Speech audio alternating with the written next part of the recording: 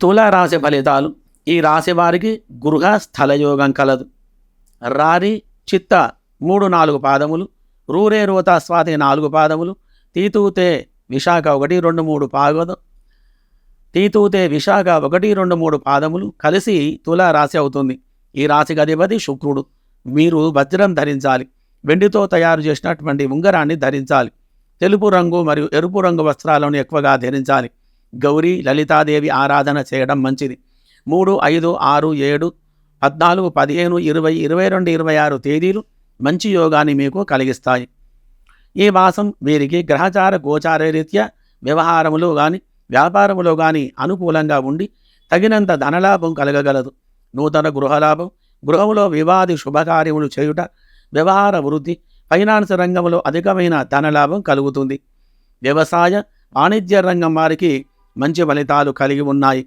Electrical, computer, mechanic, engineering, motor, driving రంగం వారికి మరియు మోటారు వాహనముల రంగం వారికి మంచి ఫలితాలు కలిగి ధనలాభం అనేది కలుగుతుంది.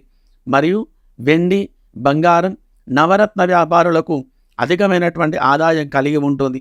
చిరుధాన్యాలు మరియు కూరగాయలు, నూనె వ్యాపారులకు మిశ్రమ ఫలితాలు కలవు. ఎటువంటి పనిలోనైనా సరే ఆ యొక్క పనిలో విజయం సాధించగలరు. నూతన వ్యాపారం ప్రారంభం చేసిన ఆ యొక్క వ్యాపారంలో అధికమైనటువంటి లాభాలు మీకు కలుగుతాయి.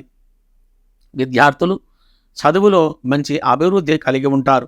ఉద్యోగ ప్రయత్నం అనేది మీకు నెరవేరుతుంది. ఉద్యోగం చేసేవారికి ఆయా రంగంలో అనుకూలమైనటువంటి ఫలితాలు కలిగి ఉన్నతమైనటువంటి పదవులు మీకు లభించగలవు.